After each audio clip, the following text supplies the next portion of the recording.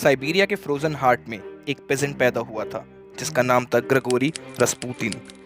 कोई सोच भी नहीं सकता था कि ये एक अनएजुकेटेड फार्म बॉय एक दिन रशियन एम्पायर का सबसे बड़ा स्कैंडल और मिस्टीरियस डाउनफॉल को लेके आएगा। ये कहानी है रस्पुतिन की, द मैन, द मिथ और द मिस्ट्री। 1897 में एक रिलीजियस पिलग्रिमेज के बाद रस्पुतिन की लाइफ कंप्लीटली चेंज हो गई। उसने क्लेम किया कि उसे मिरेकल्स आते हैं। 1903 तक वो सेंट पीटर्सबर्ग पहुंच गया, चर्च लीडर्स का ट्रस्ट जीत लिया और इवेंचुअली इंपीरियल फैमिली का भी। 1905 में जार निकोलस II और जारीना अलेक्जेंड्रा ने रस्पुतिन से मुलाकात की। उनका अकेला बेटा जारेविच एलेक्सी हीमोफीलिया से सफर कर रहा था, एक लाइफ थ्रेटनिंग डिजीज। डॉक्टर्स कुछ नहीं कर सकते थे, लेकिन रस्पुतिन प्रेयर्स और अपनी कामिंग प्रेजेंस से एलेक्सी की सफरिंग्स कम कर देता था। चाहे वो हिप्नोसिस हो, लक हो या फेथ, क्वीन को यकीन हो गया था कि गॉड उसके थ्रू काम करवा रहा है। उस दिन से रस्पुतिन अब सिर्फ एक पेजेंट नहीं रहा, वो पैलेस का सबसे ट्रस्टेड आदमी बन गया।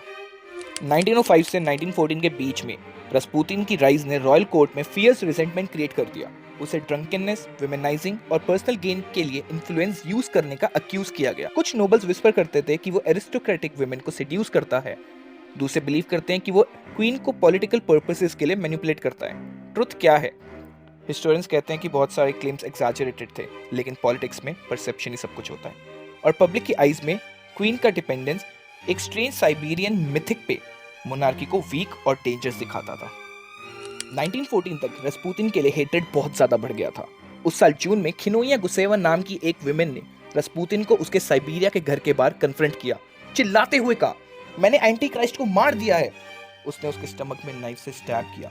वुंड बहुत सीवियर था, ऑलमोस्ट फेटल, लेकिन फोकलोर के किसी कैरेक्टर की तरह रस्पुतिन वीक्स ऑफ रिकवरी के बाद सरवाइव कर गया। फिर अगस्त 1914 में जब वर्ल्ड वॉर 1 स्टार्ट हुआ, रशिया केओस में दब गया। 1915 तक जार निकोलस फ्रंट लाइंस पे चले गए अपनी आर्मीज को पर्सनली कमांड करने।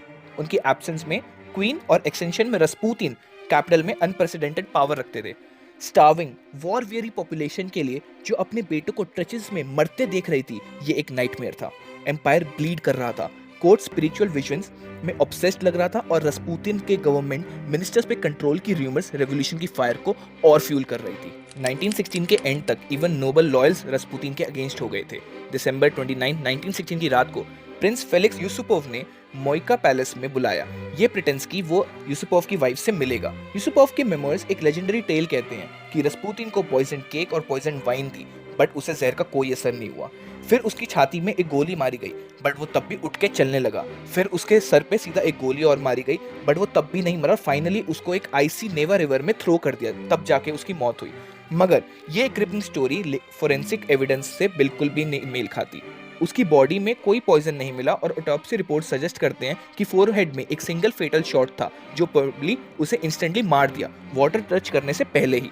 ट्रुथ लेस सिनेमैटिक है, लेकिन नो शॉकिंग। रस्पुतिन की डेथ रोमानोव्स को सेव नहीं कर सकी।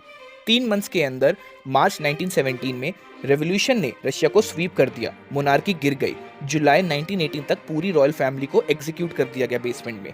चाहे सेंट हो, सिनर हो या बस रॉन्ग प्लेस और रॉन्ग टाइम पे एक आदमी, रस्पुतिन एक सिंबल बन गया मिस्टिसिज्म का, स्कैंडल का और इंपीरियल रशियन के फाइनल ट्रैजिक डेज का।